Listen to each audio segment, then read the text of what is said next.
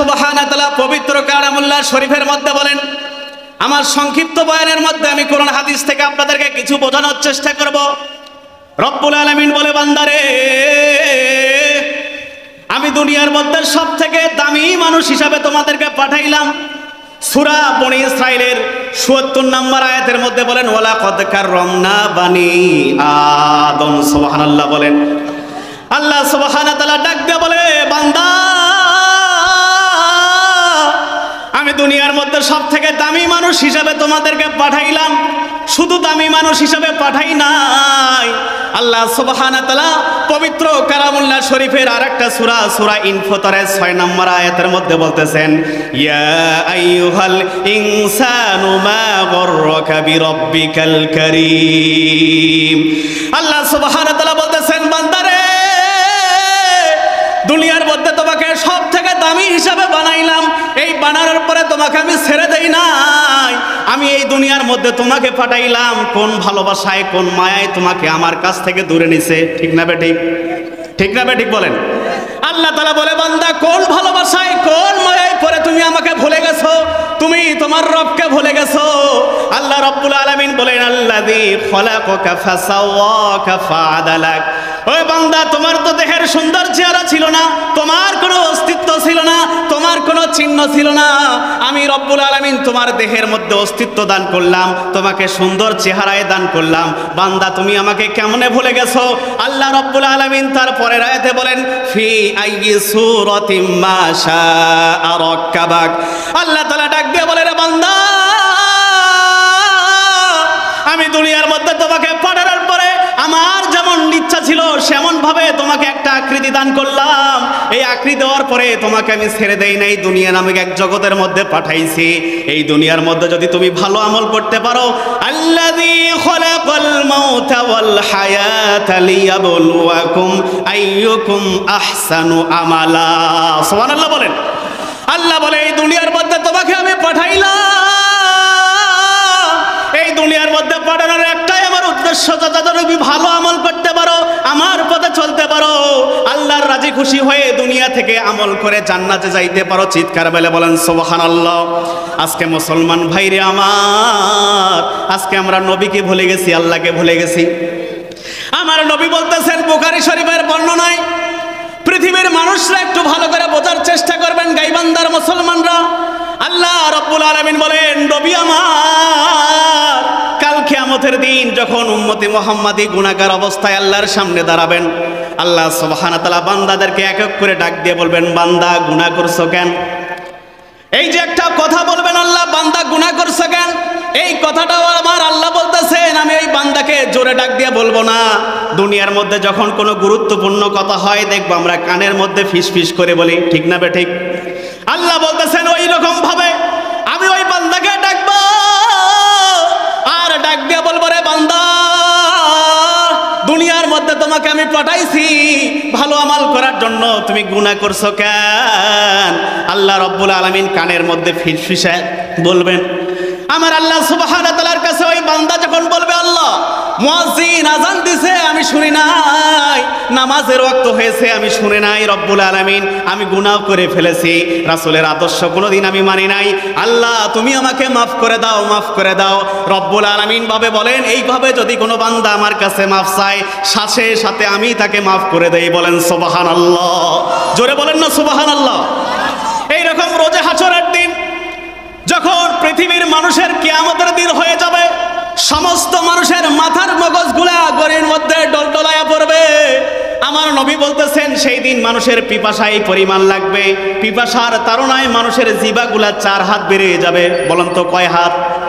জোরে বলেন কয় হাত? আর এক হাদিসের মধ্যে আসছে, মানুষের জিহ্বাগুলা নাভি পর্যন্ত চলে আসবে, মানুষ পানি পানি বলতে থাকবে, পানি পাইতে থাকবে না। সেই দিন কোনো মানুষের কাছে পানি থাকবে না, একজনের কাছে পানি থাকবে, তিনি অন্য কোনো নয়, আমাদের পয়গম্বর হযরত মুহাম্মদ মুস্তাফা সাল্লাল্লাহু আলাইহি ওয়াসাল্লাম। ঠিক কিনা জোরে বলেন? সেই দিন মানুষ পানি পানি করে কামড়াবে, একে অপরের দিকে তাকায় দেখবে কারো হাতে পানি নাই, তখন দেখবে নবীর হাতে পানি আছে। উম্মতে মুহাম্মাদিন নবীকে দেখার সাথে সাথে নবীর দিকে কাছে দৌড়াবে, জনাবে মুহাম্মদ রাসূলুল্লাহ সাল্লাল্লাহু আলাইহি সাল্লাম বলেন, যখন উম্মতে মুহাম্মাদি আমার কাছে আসবে আর আমি তাদের কাছে যেতে থাকবো, এমন তো অবস্থায় আল্লাহ মাঝখানের মধ্যে একটা পর্দা দিয়ে দিবে। পর্দা দেওয়ার পরে বলবে, বান্দারে তুমি তো দুনিয়ায় পানির আমল করো নাই, এই জন্য আজকে তোমার আর নবীর মাঝখানে একটা পর্দা দিয়ে দিলাম। এই পর্দার কারণে আমরা আর নবীকে দেখতে পারবো না, নবী আর আল্লাহকে দেখতে পারবে না। এমন ভাবে অবস্থা একে অপরের প্রতি এনফসি এনফসি করতে থাকবে। নবী আমার ডাক দিয়ে বলবো, ও মালিক, এতক্ষণ আমি তোমাকে দেখতে পারতেছিলাম, আমি আমার উম্মতকে দেখতে পারতেছিলাম, এখন কেন জানি আমি আমার রবকে দেখতে পারি না, এখন কেন জানি আমি আমার উম্মতকে দেখতে পারি না, কেন হলো এমনটা? রব্বুল আলামিন সাথে সাথে জানিয়ে দিবে। আজকে উম্মতে মুহাম্মাদের মধ্যে ওই সমস্ত বান্দারাই পানি পাবে যারা আল্লাহর রিজামন্দির জন্য দুনিয়ায় কাজ করছে, নবীওয়ালা কাজ করছে, যারা দুনিয়ার বুকে মুজাহিদ ছিল, আজকে ওই সমস্ত বান্দারাই নবীর হাতে পানি পাবে। বলেন সুবহানাল্লাহ, জোরে বলেন না সুবহানাল্লাহ। মানুষ কই যায় রে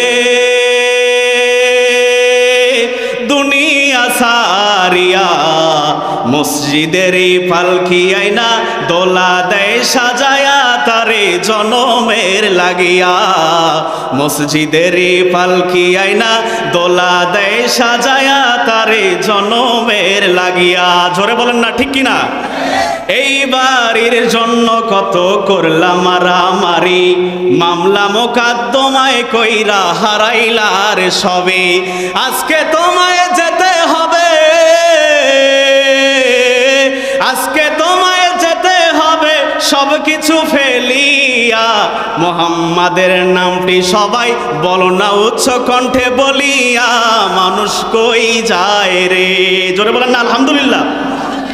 ছেলে মেয়ে নাতি নস্কর প্রেমে হেতে পড়িয়া, আল্লাহ রে তুমি যেমন গেছো রে ভুলিয়া, ওরে বাড়ি ঘর নাতি নস্করের প্রেমে হেতে পড়িয়া, নামাজ রোজা সব খোয়াইলা দুনিয়ায় আসিরা, ওই ছেলেরাই কাফন দিবে, ওই ছেলেরাই কাফন দিবে মশারি টাঙ্গায়া, মসজিদেরই পালকি আইনা দোলা দেয় সাজায়া তারে জনমের মতো লাগিয়া।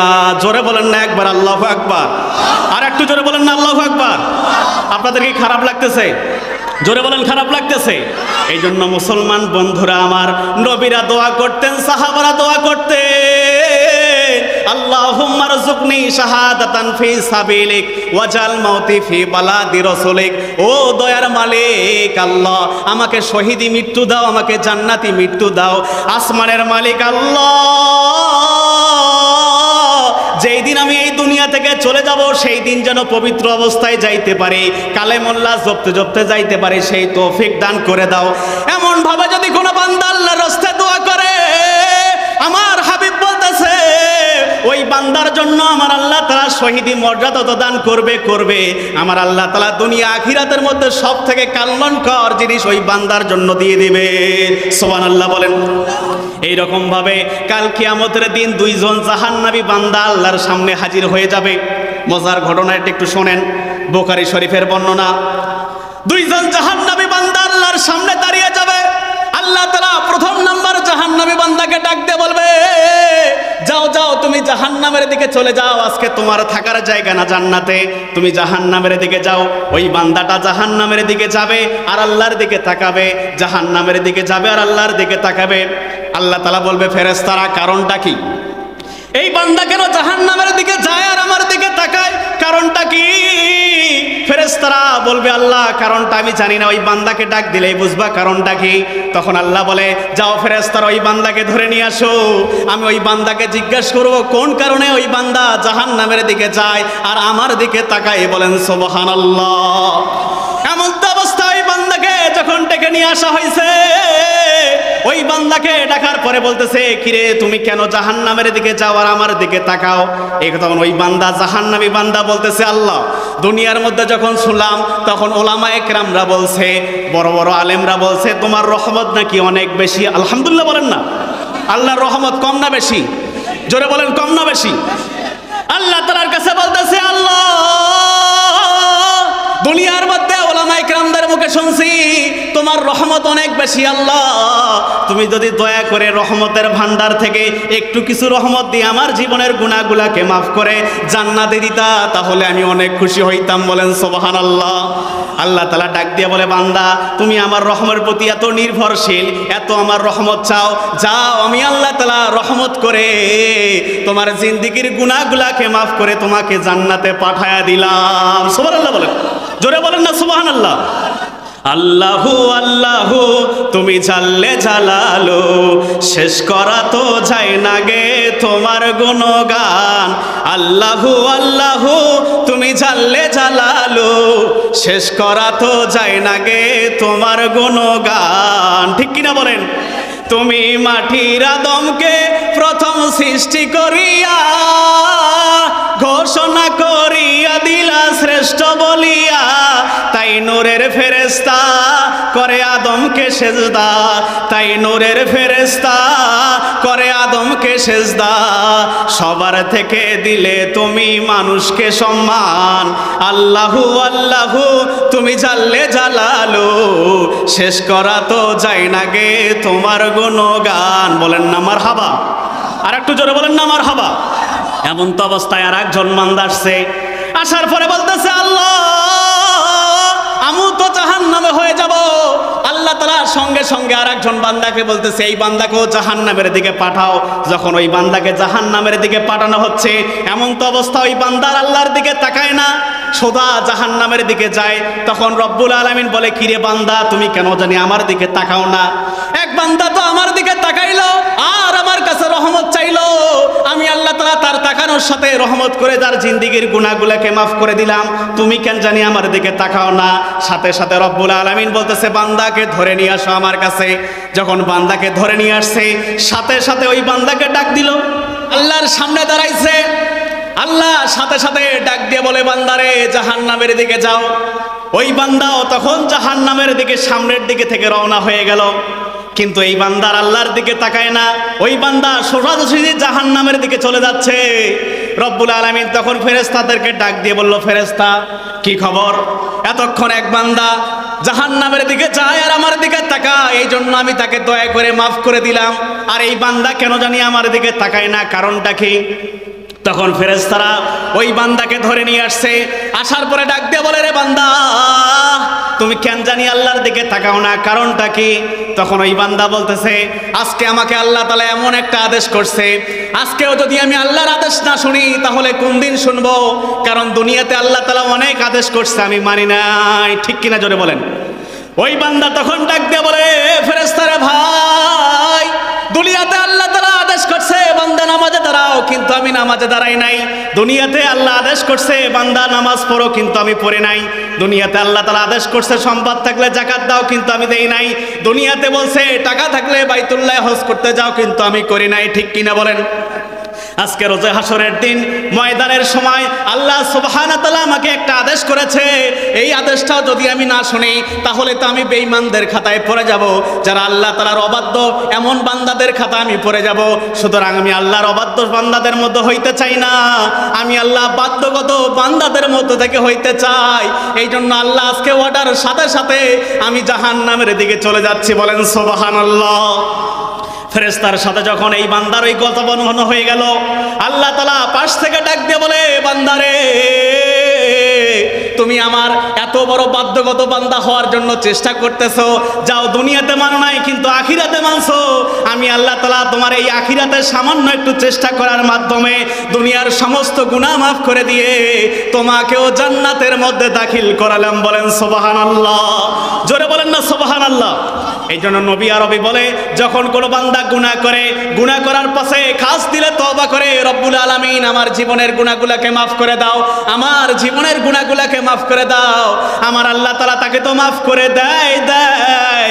নবী বলেন তার বাম হাতের আমলনামাকে পরিবর্তন করে ডান হাতের আমলনামার মধ্যে নেকি দ্বারা ভরপুর করে দেয়। বলেন সুবহানাল্লাহ। জোরে বলেন না সুবহানাল্লাহ। এই জন্য আল্লাহ তাআলা বলতেছে, বান্দা দুনিয়ার মধ্যে তোমাকে পাঠাইলাম আমল করার জন্য, এখন যদি তুমি দুনিয়ায় এসে আমাকে ভুলে যাও, আমার নবীকে ভুলে যাও, আর কিয়ামতের দিন আল্লাহর রহমত চাও, বলো তো আল্লাহ কি রহমত দান দিবে? জোরে বলেন, জোরে বলেন দিবে? এই জন্য মুসলমান ভাইরে, আজকে যে মুজাহিদ কমিটির মাহফিল, এই রকম মাহফিল সাধারণত হয় না।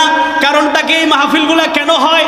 আমাদের মহল্লার মধ্যে দেখবেন এলাকা এলাকায় মাঝে মাঝে ফ্রি চক্ষু কেন্দ্র বসায়। কারণটা কি, অনেক বান্দা থাকে যাদের চক্ষু নষ্ট হয়, কিন্তু টাকা না থাকার কারণে তারা ভালো চক্ষু ডাক্তার দেখাইতে পারে না। কথা কি ঠিক? জোরে বলেন। এই জন্য দেখবেন মাঝে মাঝে মরিয়ম চক্ষু হাসপাতাল থেকে কিছু ফ্রি সার্ভিস দেওয়ার জন্য সারা দিন ব্যাপী একটা ফ্রি চক্ষু কেন্দ্র সাজানো হয়ে যায়। রব্বুল আলামিন এইরকম ভাবে একটা উদাহরণ দিয়ে দেয়, যখন কোনো মুসলমান নামাজ বোঝে না, ইসলাম বোঝে না, পর্দা বোঝে না, যাকাত বোঝে না, জিকির বোঝে না, ওই সমস্ত বান্দাদেরকে হেদায়েতের জন্য আল্লাহ সুবহানাহু ওয়া তাআলা মাঝে মাঝে এই হালকায়ে জিকির অর্থাৎ মাহফিলের ব্যবস্থা করে দেয়। বলেন সুবহানাল্লাহ, জোরে বলেন না সুবহানাল্লাহ। আর এই সমস্ত বান্দারা এই মাহফিলের মধ্যে আসার পরে রব্বে কারিমের কথা শুনে, জাহান্নামের কথা শুনে, আর চোখের পানিগুলো একটা ফেলে দেয়। রাসূল আরবি সাল্লাল্লাহু আলাইহি সাল্লাম বলে, যখন কোনো বান্দা আল্লাহর ভয়ে, জাহান্নামের ভয়ে চোখের এক ফোঁটা পানি ঝরে দেয়, তার নাকের ডগার আসার আগেই ওই বান্দার জীবনের গুনাহগুলোকে আল্লাহ মাফ করে দেয়। বলেন সুবহানাল্লাহ। এই জন্য তিনটা দোয়া আপনাদেরকে শিখিয়ে দেয়। বলেন তো কয়টা দোয়া? বলেন কয়টা দোয়া? বলতে পারবেন ইনশাল্লাহ? বলেন, এক নম্বর, হায় আল্লাহ আমার জিন্দিগির অতীতের গুনাহ মাফ করে দেন। সকলে বলেন আমিন। এক নম্বর দোয়া কি?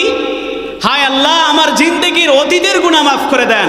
আল্লাহ যদি আপনার জিন্দিগির অতীতের গুনাহ মাফ করে দেয়, বলেন তো আপনার জীবনে আর গুনাহ থাকবে? জোরে বলেন, আর একটু জোরে বলেন। এরপরে দ্বিতীয় নম্বর দোয়া, হায় আল্লাহ বর্তমানকে সংশোধন করে দেন। জোরে বলেন আমিন। বর্তমান যদি আপনার সংশোধন হয়ে যায়, আপনি যদি ইসলামের পথে চলেন, কালেমার পথে চলেন, দ্বীনের পথে চলেন, আল্লাহর কসম করে বলতেছি আপনি মরার সময় সেই নবীর চেহারা দেখেই কালেমা পড়েই মরতে পারবেন। বলেন আলহামদুলিল্লাহ। তিন নম্বর দোয়া, হায় আল্লাহ ভবিষ্যতে যদি 1 মিনিটও বাঁচি, 1 সেকেন্ডও বাঁচি, তোমার নামের সাড়া দিয়ে, তোমার হুকুম মানে, রসুলের ইত্তেবা করে এই দুনিয়া থেকে যেন চলে যাইতে পারি, সেই তৌফিক তুমি আমাকে দান করো। বলেন আমিন। জোরে বলেন না আমিন। এই তিনটা দোয়া করতে পারবেন তো ইনশাল্লাহ? আবার দেখা হবে ইনশাল্লাহ। আমি ছোট মানুষ, আমার জন্য দোয়া করবেন। আল্লাহ তাআলা যেন আমাকে কোরআনের পথে, ইসলামের পথে কবুল আর মঞ্জুর করে নেয়। সকলে বলেন আমিন। আসসালামু আলাইকুম ওয়া রাহমাতুল্লাহি ওয়া বারাকাতুহু।